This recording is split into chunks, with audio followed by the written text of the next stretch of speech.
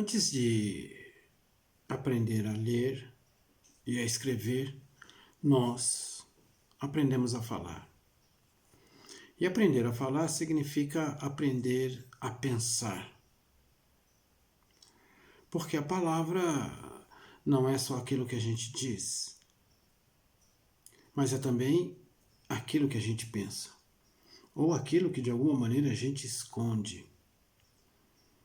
Mas, fundamentalmente, a gente aprende primeiro, antes de tudo, a pensar a partir da palavra falada, trocada socialmente entre todos nós. Depois, não vamos entrar aqui nos detalhes, mas depois a humanidade inventou a escrita e, juntamente com a escrita, a obrigatoriedade da leitura. A partir de um determinado momento, a humanidade e as suas sociedades foram incorporando a escrita, foram incorporando a leitura e, sobretudo, foram incorporando uma nova forma de pensar. Pensar a partir daquilo que é escrito e aquilo que é lido. Então, a humanidade toda que se espalhou pela Terra criou, então, um segundo modo de pensar, um segundo modo de se comunicar. Foi a palavra escrita, a palavra organizada no papel e que passou a expressar também o pensamento e passou a ser também um elemento documental. Então, durante alguns milhares de anos, a humanidade, de alguma forma, também foi organizada a partir da palavra escrita. Mas a gente tem que entender que a totalidade da população fala e pensa, independentemente do pensamento, independentemente se esse pensamento está certo ou errado. Nem todo mundo escreve.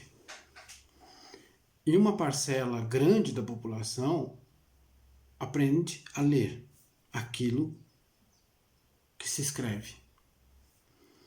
Mas a parcela da população que lê é menor do que aquela parcela que fala e que não precisa, num primeiro momento, da escrita. Se comunica como nós, quando na infância nos comunicamos sem conhecer a escrita. Depois, nós somos introduzidos no mundo dessa linguagem, que é o mundo da escrita, que é o mundo da leitura. E aí, nós fomos educados, adestrados, condicionados, treinados a pensar também a partir da leitura e da escrita. E foi aí que nós, então, fomos convencidos de que a maneira de pensar, a maneira, vamos dizer assim, correta seria a partir da leitura e a partir da escrita. Uma parcela muito pequena das pessoas no mundo escreve, domina de fato, a escrita, o vocabulário, a gramática, a sintaxe. Uma parcela considerável lê. E aí as sociedades passaram a, no seu projeto social e histórico de educação e no seu projeto cultural, passaram a também levar em conta o aprendizado da escrita e o aprendizado da leitura. Pois bem, parece que agora isso não é mais necessário, ou não é tão necessário assim. Talvez nunca fosse, porque a grande maioria da população nunca teve de fato domínio sobre a escrita, o domínio da escrita. Mas hoje parece, e ao que tudo indica, que não é mais tão importante saber escrever, ou saber escrever bem. Por onde a gente anda, na cidade, os letreiros, os anúncios, os indicativos, em ambientes fechados, em ambientes públicos, nas ruas, a gente encontra placas, sinalizações, outdoors, panfletos. E também a gente encontra uma infinidade de erros gramaticais, de erros de ortografia. E que, de alguma maneira, não afetam as pessoas. Não criam nenhum constrangimento. Aqui mesmo, onde eu estou, em Diamantina, eu fui tratar de um problema dentário numa clínica odontológica. E na entrada dessa clínica, no saguão de recepção, né, na parede que dá de frente para quem entra, tem lá em letras garrafais, Clínica Odontológica. Nenhum dos dois termos tem acentuação, nem clínica, nem odontológica.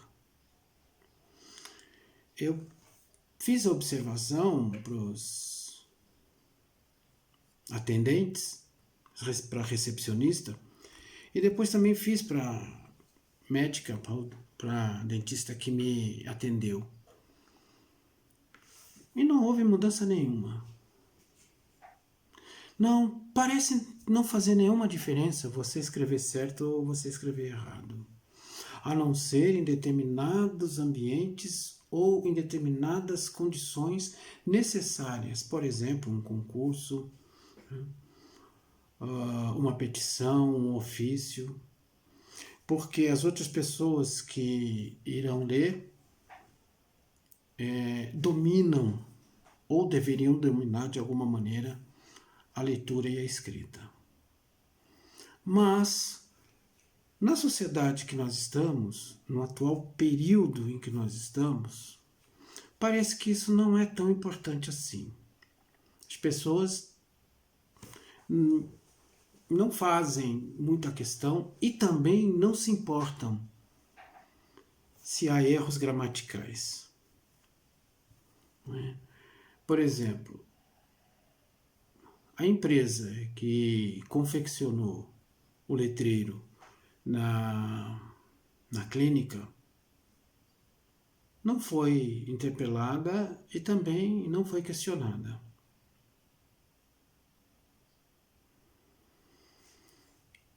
A gente passa pelas ruas, por exemplo, e a gente vê faixas, letreiros de anúncios, e que muitas vezes estão escritos de forma errada e não há nada. Então, a gente precisa entender que nós estamos já num outro ambiente de comunicação em que não prevalece mais, ou não é mais hegemônico, de certa forma, a necessidade do domínio da escrita e da leitura. Principalmente o da escrita. Então, nós estamos numa sociedade hoje que é, digamos, em grande parte, em grande medida, uma sociedade da imagem.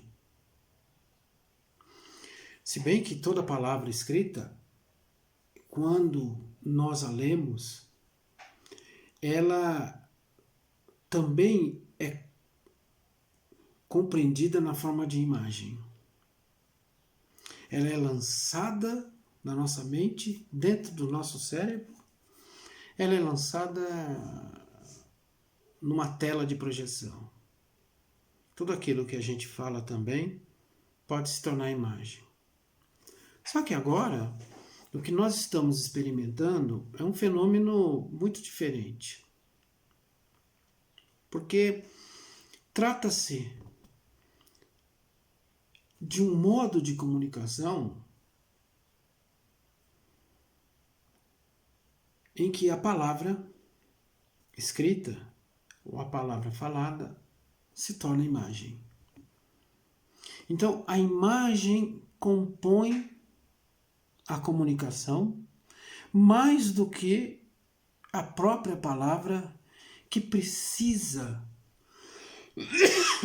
desculpe, que nós precisamos passar por um processo.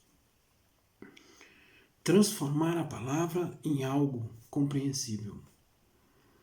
Agora a palavra se apresenta na forma de imagem, e é por isso que alguns de nós ficam muito perplexos quando autoridades escrevem de forma incorreta e ainda se orgulham disso.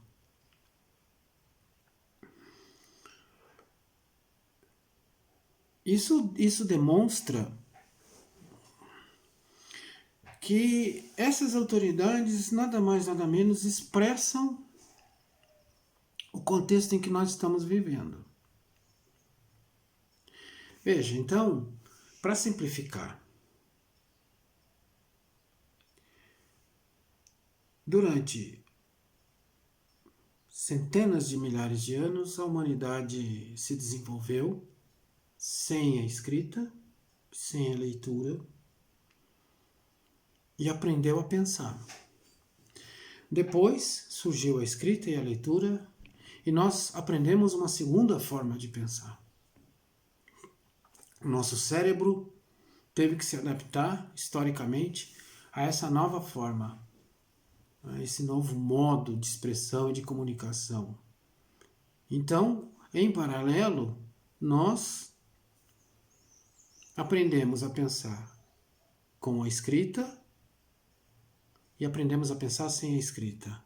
Aprendemos a pensar com a leitura e aprendemos a pensar sem a leitura.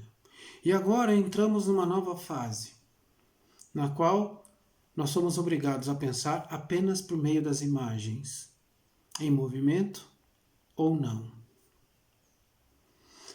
Então, agora existem uma terceira categoria de expressão, a qual nós ainda não entendemos muito bem, não dominamos, mas estamos aí nesse processo de adaptação. Mas parece que esse terceiro modo é muito mais envolvente, muito mais abrangente e rapidamente consegue atingir a maior parte da população. Nós continuamos a pensar sem a escrita, continuamos a pensar com a escrita e agora estamos sendo obrigados a pensar também nesse novo modo. Será que aprendemos a pensar de fato? Ou apenas são formas de comunicação, de expressão, que também exercem sobre nós determinados domínios, mas será que nós aprendemos a pensar? Será que o meio virtual está nos ensinando a pensar? Vamos pensar sobre isso.